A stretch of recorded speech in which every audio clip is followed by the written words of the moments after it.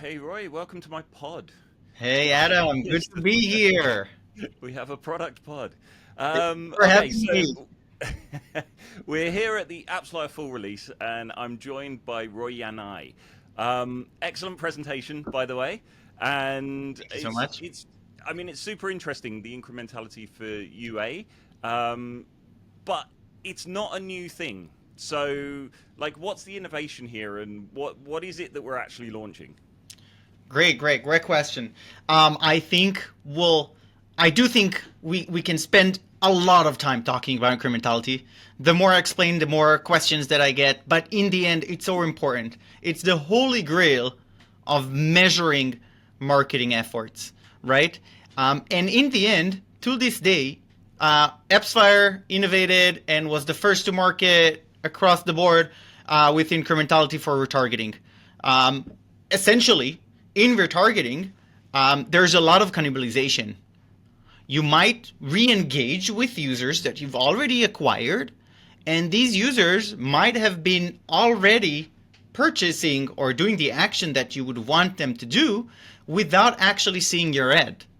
Yeah. And that's why incrementality for targeting is extremely important. And as a marketer that really cares about incremental growth and not just what's painted as conversions that are attributed to ads, um, that's why it's so important.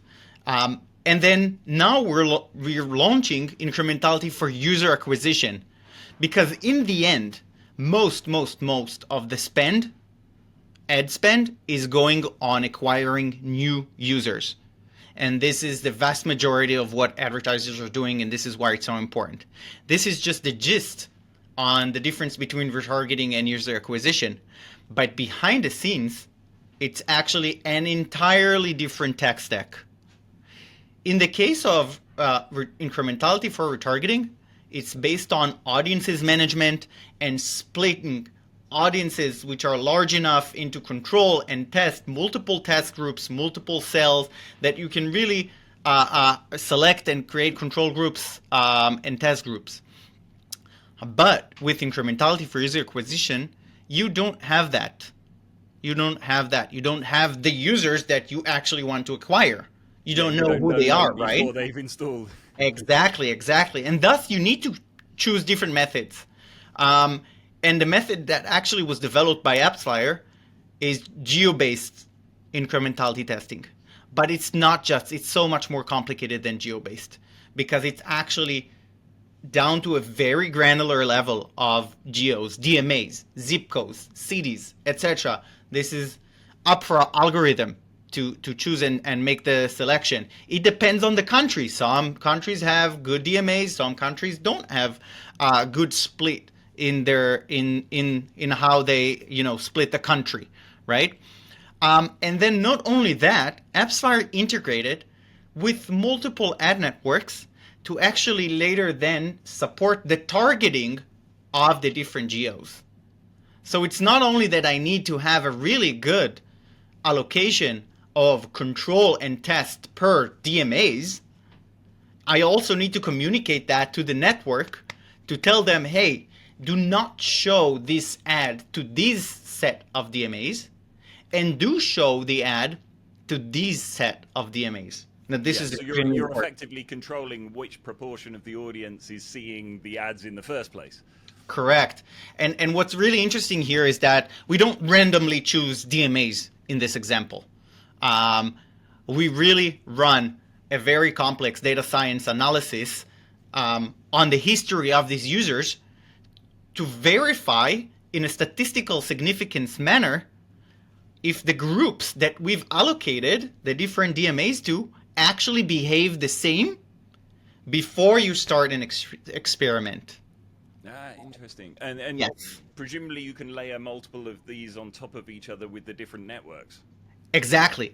Multi-cell, multi-network. This is a very unique value offering, because there are some lift experiment tools out there. Mostly are generated or given or developed by a specific ad network, which allows you, which is great.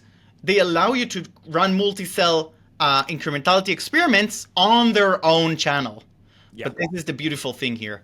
You can But then actually, that's allowing them to mark their own homework as well, though. correct. That's one other disadvantage I would say. Yes. Again, you would have to trust their model. Correct. Okay, so what we've got this new feature. What kind of insights are possible now that weren't possible before? Oh, that's exactly. I mean, that's the holy grail, right? In the end, with incrementality for UA, there are kind of two types of insights that you can gain. One is identifying campaigns that aren't as incremental as you would have think they are. So, for example, you have a campaign. It's showing, I don't know, just as an example, 1,000 conversions, right? Hmm. But then under incrementality measurement, you run an experiment on this campaign, and you can see that it's not actually generating these conversions. It's not bringing new conversion, but rather gets attributed for these conversions. And the vice versa also happens a lot. You also get insights of campaigns that are much more incremental than what they would seem with classic attribution. So in the same example, if a campaign on classic attribution would come up to be 1,000 installs, then according to incrementality testing, this campaign is actually bringing 2,000 install. So what we've seen also advertisers do is run this as a coefficient in an aggregate manner. So everything these campaigns bring, I'll double it. This is becoming a coefficient of the campaign performance, and within every single metric, right? Double the campaign. It also means the effective cost per install is much lower, and etc., etc., etc., and the ROAS is better, etc., etc., etc., and I can reallocate my budget much better. It makes sense. It makes Yeah. sense. What's so? All right. During the testing that we've done, the beta testing and everything, what's really surprised the beta testers the most in terms of the incremental results that they've seen? Yeah, this really goes back to the insights that can be generated from a new incrementality.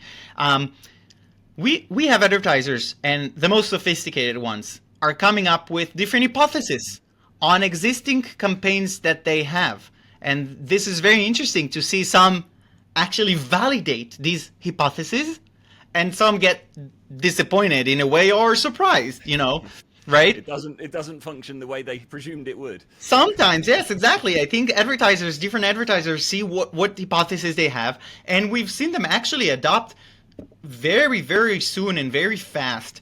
I think what I really love the most from their feedback, other than being surprised or actually utilizing and leveraging the new insights, what I actually loved is quite a quote saying, "You just took something that would have taken my data science team maybe a month of work, and I've completed it in 5 minutes." This is also something that really surprised, because in the end it's maybe 7 clicks, and that's it. Your incrementality experiment is out. I mean that's the ultimate, really, saving that kind of amount of time for our customers. I love that. Yeah, yeah. Okay, well, thank you very much for joining me today. It's been an absolute pleasure, and I'm looking to see what else we get from the full release. Thank you so much for having me, Adam.